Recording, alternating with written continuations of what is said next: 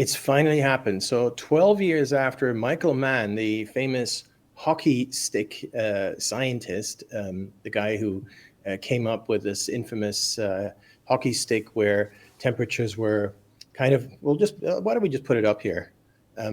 Temperatures were kind of just constant, and all of a sudden, recently, they just went up, and of course, that looks like a hockey stick on its side. So that, of course, has been around for almost 20 years now, maybe even more than 20 years. And it was in 2012 that Mark Steyn wrote a column for National Review where he, well, mentioned the hockey stick and mentioned that it was a fraud, or words to that effect. And anyway, Michael Mann sued him for defamation. And here's the funny part. I mean, I dug up the old court filing, the original statement of case, the way this was all initiated. And it literally says that Mark Steyn is accused of defaming a Nobel Prize winner. And I'm like, well, sorry, that's not a crime and that's not a tort. That's, what? I'm laughing, but of course the wider problem here, and we'll get into all the details. We'll get into the trial. We'll get into the history, but I think the really big point, the wider point here is that free speech is on trial. How is it possible that a guy, well-known guy, a polemicist in many ways, Mark Steyn, right? I mean, he's fantastic with his words, and he tends to maybe exaggerate sometimes, but simply in terms of rhetorical ways. And everyone knows that. But even all that aside, how is it possible that this guy has been dragged through the courts for 12 years, and that now and by the way, he's in very poor health, Mark Steyn is, he's been wheeled literally into the courtroom. And this thing is still going on. I mean, this thing should have been kicked out. This whole case should have been kicked out on day one. And we'll get into procedural history and all that, but that, I think, is the biggest takeaway here. It's not Mark Steyn that's on trial. It's free speech that's on trial. Yeah, and it's probably worth noting. I mean, it's not that Mark Steyn hasn't been willing to go to court. He has been. As a matter of fact, he's been aching to have this thing, put before a judge and get evidence out. And Michael Mann has done everything under his power to delay it. Although, frankly, I think if we're being honest, it's not just Michael Mann that's managed to delay this trial. Because in many respects, having Mann being forced, he's always fought against producing his evidence, his data. So Mark Steyn says you're a fraud, gets countersued, for defamation, and then the answer is, okay, well, you've got to produce your data, prove that you're not a fraud. And that's where the hard line has gotten drawn. And Michael Mann has always resisted from day one putting his data forth. And we know this going back, maybe we won't get into it right this second, but Climategate, which is where emails were revealed. So Michael Mann has always fought doing this. And he's a guy, I don't know, Hans, I'm not sure. Has he blocked you? He has blocked me. I never interacted with the guy. Of course, I knew the name, but just not a guy that I would interact with. And someone posted something and then it said tweet hidden for you, or whatever the normal message is. And then I've clicked on it. This is years ago, and I clicked on it and I was blocked again. How does he even know who I am? He doesn't, right? And just terrible. But by the way, that he's not the only one who did that. Peter Daszak of COVID fame did that as well. So there's a lot of, maybe we'll get into some. Well, yeah, we're both blocked by Daszak. We're both blocked by Peter Strzok, Lisa Page. There's a lot of that. But, I got blocked by Mann because I've this was kind of a passion of me. It's how I came to know our friend Climate Audit, Stephen McIntyre, was because I started looking into the IPCC reports and delving into the whole climate thing. And what happened for me was this strange odyssey of, I expected that we were going to find this vast wealth of science and, a huge database and universities everywhere working on this project. And as you go down, what you find out is that most of the IPCC data, the older data, really originates with just a handful of guys that were working at a handful of universities, like East Anglia University and University of Pennsylvania, I think, is another. But it's only a handful of people, Michael Mann and a couple of cohorts, that were putting together this data that led to the creation of this hockey stick theory. And for me, that was really eye-opening to see that. And maybe it's a little too early to get into Climategate yet, but then to have questions raised over that data. But I just could not believe that everything, the whole climate scam that's being perpetrated on us, that's resulting in the reallocation of trillions of dollars, literally trillions, right? Entire countries, redirecting their resources and pushing this upon the population, all goes back to a handful of people. And by the way, these same people interact on Twitter in a little teeny circle, just like Ben Rhodes with his echo chamber. They've carried the same echo chamber over to Twitter.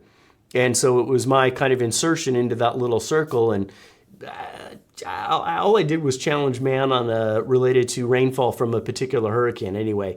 I made some claim that, it's not that this was climate intensity, it was simply stationarity, that the hurricane happened to stall for a little bit over a geographic portion, and for that I got blocked. Although I admit, I had poked him a few times before. So maybe he blocked me just preemptively because he had seen the association between the two of us. But again, that was a few years ago, and okay, fine. It's just over and over these parallels to the COVID hoaxers, right?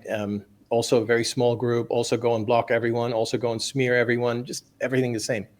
I think it might be worthwhile just kind of doing a quick historic review here of how we got to, before 2012 and then what happened with the case since 2012. So it was actually our friend Steve McIntyre, whom we can, everyone, the whole world should thank him for exposing this hockey stick graph thing. He got it. He just came across a leaflet that he was sent by the government, like, "Oh, climate change is terrible." And then there was this hockey stick, and he's a statistician by training, and he knows that hockey sticks on a graph are extraordinarily rare. It's just something that's a hugely anomalous. That just sort of, I guess it could happen, but you really need to look at it. So then he started off by asking the government agency that had sent the leaflet, like, "Hey, what's your data for that?" And he just kept hitting walls, and he just wasn't able to get anywhere. I was like, "Well, that's very strange. What's going on here?" And he kept on digging and digging, and he did a lot of FOIAs, and this small coterie of so-called scientists who were doing this stuff were trying to block the FOIAs, block him from getting anything. They endlessly smeared him. You can see that in some of these emails that came out, years later, where among themselves, they're like, "Oh, this McIntyre, he was like a public enemy number one to them." Anyway, eventually he got enough data to disprove the whole thing. And without getting into, too much detail here, I mean, fundamentally, the problem is that you are mixing different types of data. And, as you already said, some of the data is just impoverished to begin with, or borders on useless. For instance, we have, if you look at let's put it up here again, the hockey stick graph, right? Okay, so that goes back to the year 1000. So do you think they had thermometers in the year 1000 where they could measure the temperature today was 65.6 or whatever? Totally ludicrous, So how can you come up with this? So what they did is they used so-called proxy data. Proxy data is data about something that you can infer from something else. So indirect is basically what it means. And the proxy data was these tree rings. So by looking at tree rings, you can, by the size and the width and the distance and these kinds of things, you can gauge it very, very imprecisely what might have been going on at any particular time. Okay, that's very inexact. It's very problematic. But okay, fine. Let's just accept that for a moment.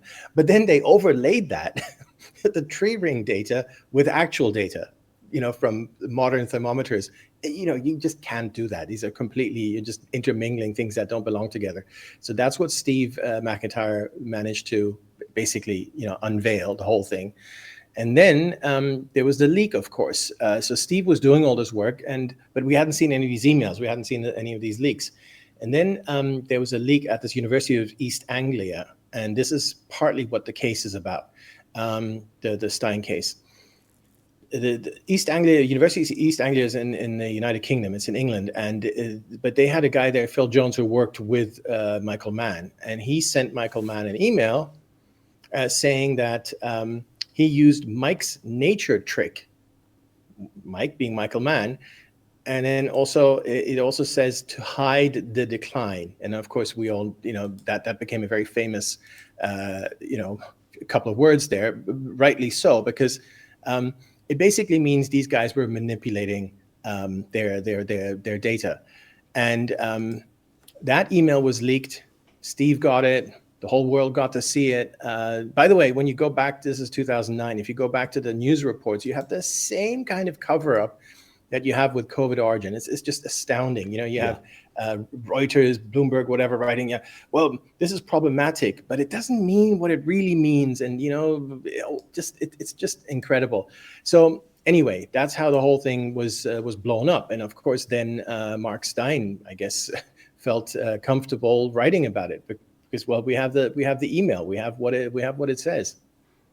Yeah, I was always kind of surprised, I guess, to start off with that there was even a lawsuit, because the leaks that you refer to came to be known as Climategate.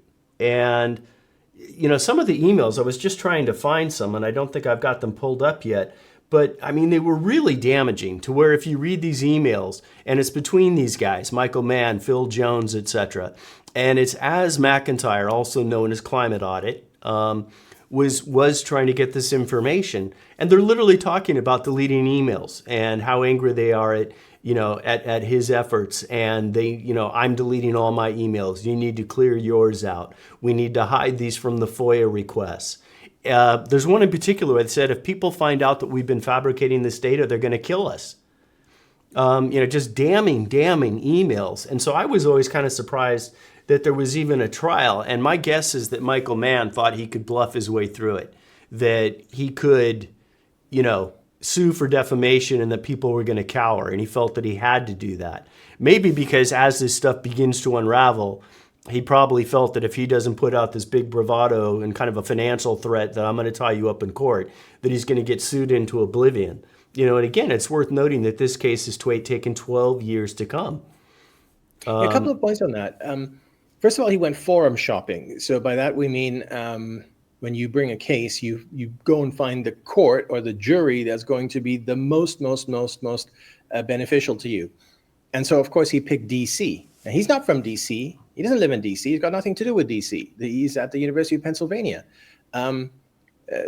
Mark Steyn isn't even a U.S. citizen. He doesn't live in the U.S. So what have they got to do with D.C.? And the court allowed it. That was very, very bad. If it had not been D.C., if it had been even like a blue state but not D.C., I think this thing would have just been laughed out of court on day one. So that was the first thing that went in his favor. And of course, that was by design, right? But I do agree with you that it was a lot of kind of hubris. Let's just go in here and we're just going to bully our way through this. With one thought perhaps being that if this goes on long enough, the other guy's going to die. And that's very sadly exactly what happened with a guy that he sued in Canada. He sued this professor, Tim Ball, for something similar. And eventually Tim Ball died. And Michael Mann still owes the guy like close to $1 million in court fees because eventually Michael Mann lost the case and never paid them. And the saddest part of it is there was a GoFundMe when the guy died because they couldn't even afford his funeral. That's what this man does to people. So maybe he's hoping he can just run out the clock on these people. As I said, Mark Steyn is not doing very well. He's had a couple of heart attacks. He's I don't know how much that has to do with the trial, but being under this kind of legal limbo situation for 12 years is not healthy for anyone. Even if you're 100% right, even if there's like no case, it's constant, court documents, constant filings, is like a process service. It's just a very, very unpleasant situation. Yeah, and it's also a situation where Stein is sort of operating alone, right? He doesn't have any sort of backing. Meanwhile, you've got an entire an incredible worldwide structure that's built up to support climate change and to want that to go forward. So yeah, I think you're right. I think in the sense that not only does it bluff people and intimidate them, et cetera, but also you're able to delay. Because if you think about what's happened in the intervening 12 years is, the climate agenda has only gotten stronger. It's only recently, it seems like to me, that there's been real pushback. We're finally starting to get some pushback, and you see that on Twitter a lot with people referring to it as, a climate scam, which is what I'm firmly in that camp. But again, the idea that all of this $1 trillion industry that's built up, all goes back to just a handful of people that it appears they manufactured their data. And that's right. I mean, in my view, it's just a giant grift. It's just a way of, and by the way, the virology, in my view, is also a giant grift. We talked about this on many previous shows where these people, it's just vanity. It's just getting grants. It's just getting promotions. It's getting, Christian Andersen even talks in one of his messages about getting tenure out of this. In a nutshell, that's what it's about for these people.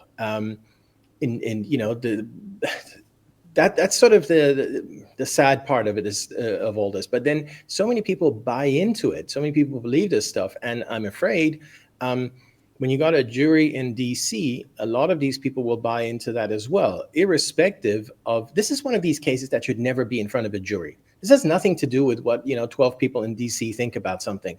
This is a very simple legal issue. And the standard in the United States of America for known people like Michael Mann is that there has to be actual malice for there to be defamation. And that means you knew whatever you were going to say was false, and you did it anyway, and you knew it was going to cause harm, and it did cause harm. You got to satisfy all those things. And it's so difficult to prove that someone knew. How do you prove that Mark Steyn knew that Michael Mann didn't modify his data or didn't mold his data or whatever? Well, I'm sure he still believes to this day that that's not Absolutely. the case. As do I. Exactly right. And it's even worse. When you read the filings, it's incredible. The guy who did the alleged defaming is another guy. He's called Rand Simberg. He's with the Competitive Enterprise Institute. And he posted on their website something about Michael Mann. And what Mark Steyn did is he just quoted the guy. See, he just took a chunk of text from Rand Simberg and put it on the National Review website. And the part that Mann got so worked up about is that they allegedly compare him to this Jerry Sandowski. So, this might be a good point to just really focus on what is the alleged defamation of a Nobel Prize winner, which he isn't.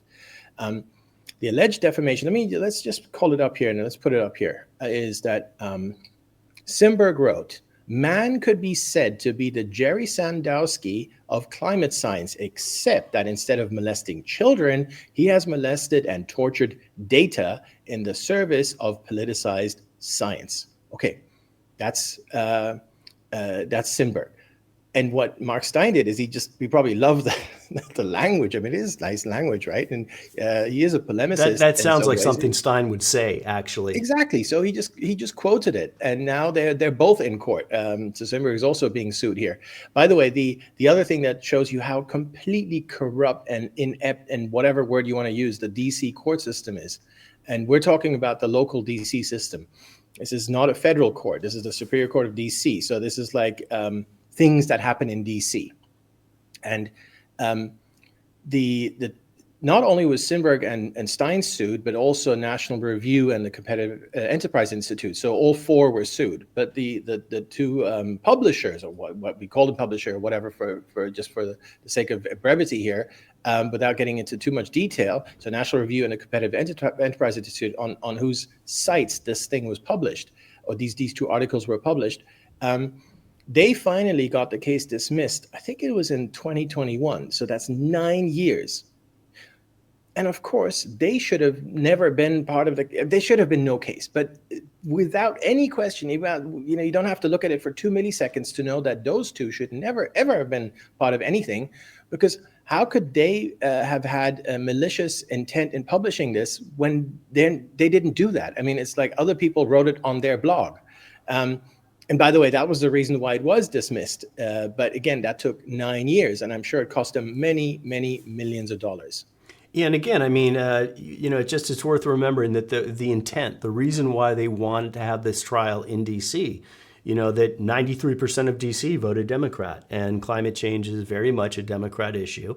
And, they know they're going to have an extraordinarily sympathetic jury because, we've managed to translate the idea of climate change into effectively a religion. And, you've manipulated people's emotions so much that there's people that literally have a fervor about it. I mean, it's one of those issues that I think you could pick that stands above most others in terms of generating either, anger or, some kind of very, very strong immediate emotion surrounding that. And, that's kind of the penultimate issue. You want to start a fight with somebody, go talk about climate change. And it's pretty easy to get people riled up. And they know that they probably, I would guess that it would be harder, outside of maybe someplace in Europe, it would be hard to get a more sympathetic jury than they probably have in DC.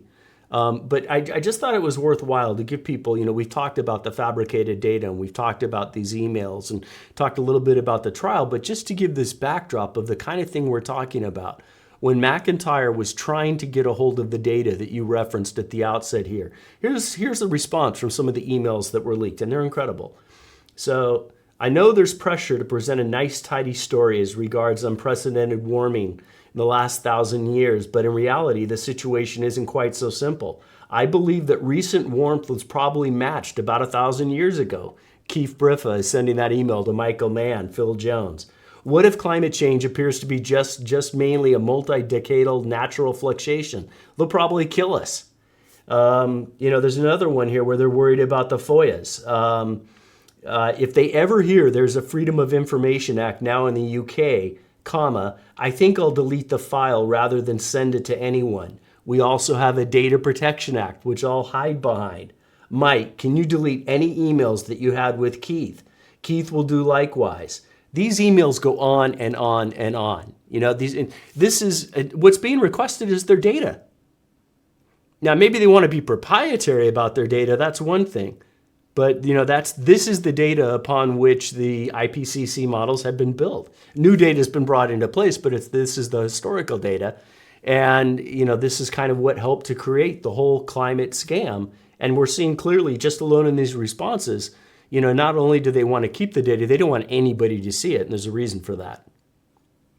And not to belabor the point, but again, we have that parallel to the COVID origin hoaxers, where in all their private emails, of which we also have hundreds and hundreds, they discuss exactly that, where they privately acknowledge that this whole thing is so likely and they came out of a lab and so on. But of course, publicly, they put up a very different story.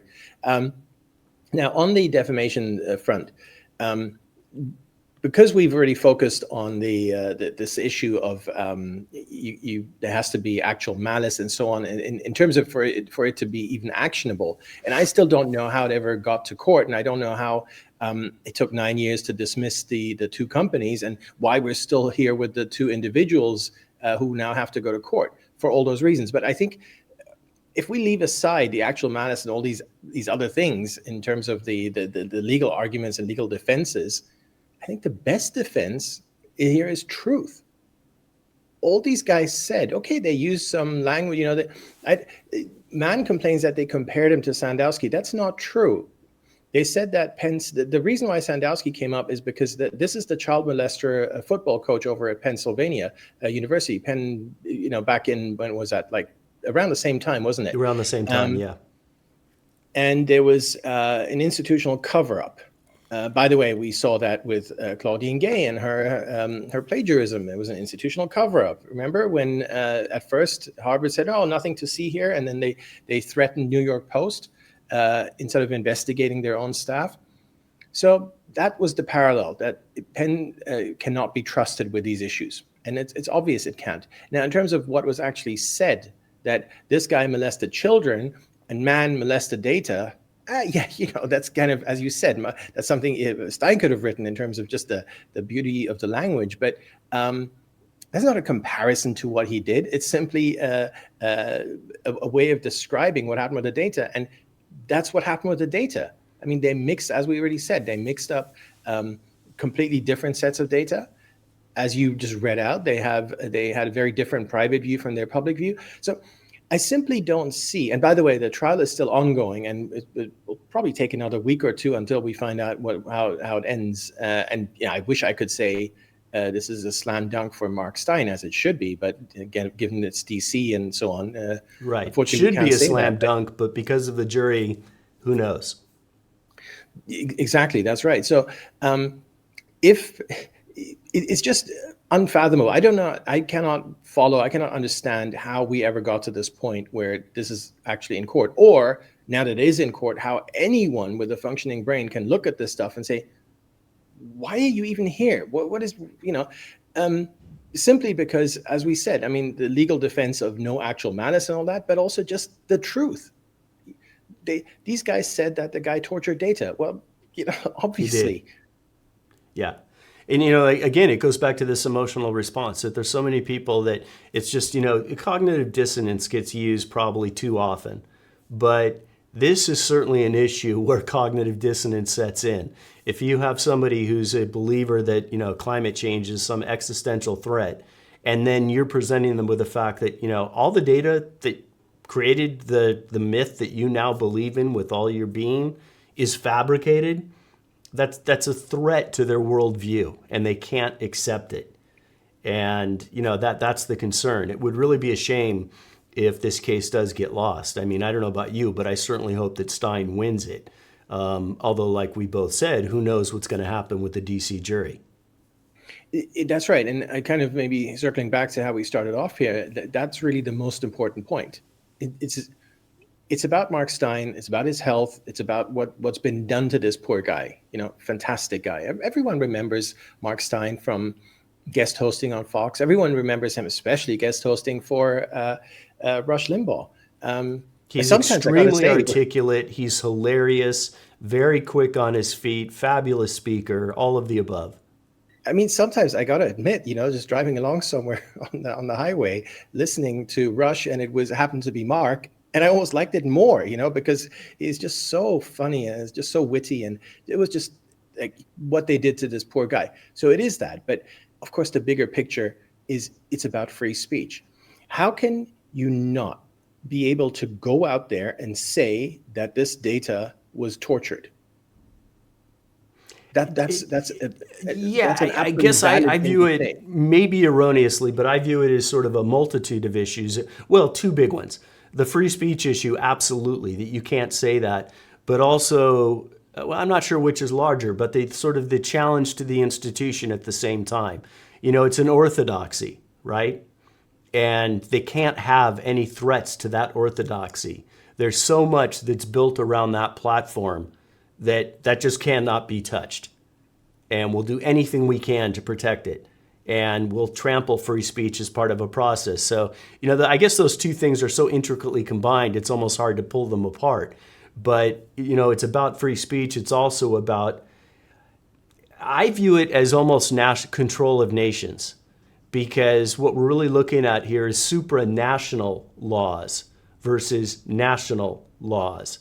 In other words, that's what climate change is about. It's to enact laws across nations, not allow nations to enact their own laws or have their own laws be superior, but rather have laws coming from the UN, from the EU, etc., to apply across nations. And that's what this battle, to me, is fundamentally about. Except for China, they get a free pass for whatever. Yeah, China can build a new coal plant every 3 days, and that's fine. That's right. So we'll see how this ends up. As I said, normally I would just kind of laugh about it because it is completely laughable, and but in terms of the legal background here, it's extremely sad that tens of millions of dollars were blown on this, people's health, everything, and for what? Just this one guy, as you say, pushing for his vanity or whatever his problem is, but at the same time, the bigger agenda of keeping the narrative alive. Yep. And if Mark does lose, we have a big problem, because it will be very bad it will have a sort of an intimidating effect. I think that it's going to continue, though, because I feel like there's so many people at this point that have sort of starting to see through the narrative that, maybe it can push it back for a little bit, but it's not going to just kill that debate. I think people are starting to realize, like the IPCC has, I'm making up a number here, but I think it's something like 37 different models. And none of their, first of all, you might ask the question, why do they have so many models? Wouldn't they just have one model? Well, no, they have, a whole bunch of models. And none of those models have ever worked to predict future occurrences. They've been able to manipulate the models with hindsight, so they then could be temporarily predictive. They could produce the actual results. None of their models have actually been able to predict temperatures. So this is the kind of thing that we're facing. It's important to just, no matter what happens in that case. I just found it, by the way. It's 55 different models.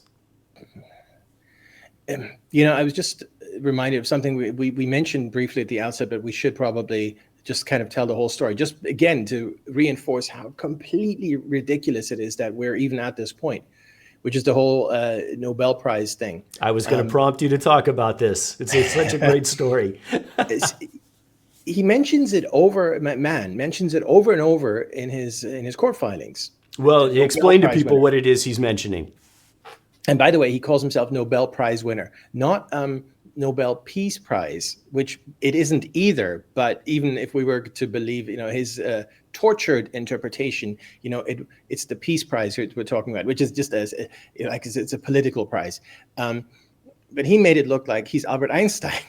That's sort of Nobel Prize winner. Okay, it got so bad, and again, I'm just shaking my head. Well, again, just so people understand, he was referring to himself in the third person in bios, correct? As a Nobel Prize, Michael Mann, climate scientist, blah, blah, blah, Nobel Prize, either prize winner or prize co-winner. Wasn't he co-winner, something like that? Yeah, and the story behind that is that the ICPP won the award together with Al Gore with his climate movie. This is an organization that pushes this stuff. But anyway, there are thousands of people involved with that, and just so people know, by the way, IPC stands for Intergovernmental Panel on Climate Change, and that's where all this comes from. Which is a UN organization. Yes. So that again tells you it's political. If a UN organization wins a prize, obviously it's political. The EU won the Nobel Peace Prize. So as Mark Steyn said in court, does that mean that 500 million people part of the EU all could get to call themselves Nobel Prize winners? I mean, that is literally Mann's interpretation. Anyway, that aside, the Nobel Prize, they have a weird structure. So I don't know. I don't think he's called president, but like chairman of the committee or something like that. Anyway, their head honcho had to put in writing, because of all these stupid shenanigans, that Michael Mann is not a Nobel Prize winner of any kind, and he cannot call himself that. So that's in writing. So at that point, where does it stop? Where does the court, the judge, say, no, I'm not dealing with this kind of crap? By the way, we have these SLAPP statutes where you can dismiss these defamation cases immediately because they're just harassment, and we don't want people to be harassed. And that should have been used immediately. You call yourself a Nobel Prize winner. The Nobel Committee chairman says you're not, so I'm not going to trust anything you say. Goodbye. The only time in the history of the Nobel Committee, as far as I know, that they've been forced to issue a formal press release saying that a specific individual actually is not a winner of the Nobel Prize. Correct. And even the IPCC had to issue a statement to that effect as well. And those are the people that Mann is they're essentially on his side, right? Yeah. And even they issued a statement saying that he was not a winner. And yet, years later, he was still using that. There was a movie, a climate change movie, in which again his name caption, Michael Mann, co-winner, Nobel Prize. That was on HBO, I think, wasn't it? It was that HBO movie. That's right. Yeah. Yep. So, and it just, I guess before we end this, I mean, it's also worthwhile to repoint out how these people operate. And, what they do is they're actually quite effective at it, but they create this little climate bubble. And so when I was looking into all of this for the first time, this is back in, 2016, when I was looking hard, going through all the IPCC reports, et cetera, which are a disaster, by the way. As soon as you read the full report, it's pretty hard for any rational being to believe actually in climate change. So go read them. I think you'll find yourself surprised. But what I found was there was the same individuals that would keep cropping up over and over and over again. Just as we've experienced with, the COVID situation, where you've got the proximal origin authors, happen to be the guys on Fauci's teleconference, happen to be, it's the exact same process where the same names come up again and again. And what they do is they'll tweet something out, whether it's in relation to, like, I don't know, a storm, a hurricane that they're promoting as a reason for climate change, or some new story, or a new piece of data, whatever, a new IPCC report. And one of the people in their little circle will pick it up, but they'll pretend that they don't know the other person. And they'll retweet that out with some exclamatory comment. And then another person in their circle will do it. And as you follow these tweets through, Twitter's an amazing place, X now, I guess, you realize that it's like, certainly there's tons of people that are involved in this, but at the core, there's the same scientists, if I can call them that keep cropping up again and again. Naomi Oreskes is one that leaps to mind with her lawsuits against Exxon and her little group. All of those people are part of this little kind of, club of retweeting each other to promote it and make it much bigger than it actually is. They're very effective at it, though. Same for the disinformation people. Same little club, the Laurens, that lady, and the DeResta, and just the same Taylor, people yeah. over and over. It's at some point, when are people going to wake up to the fact that these are just tiny little groups of activists and grifters, who are pushing this crap on everyone, costing us, as you said, trillions, many, many trillions. In the case of COVID, many, many, many trillions in the case of this climate stuff, and many, many trillions in the case of disinformation, even though that's difficult to gauge. I mean, just because it's so broad and it covers everything.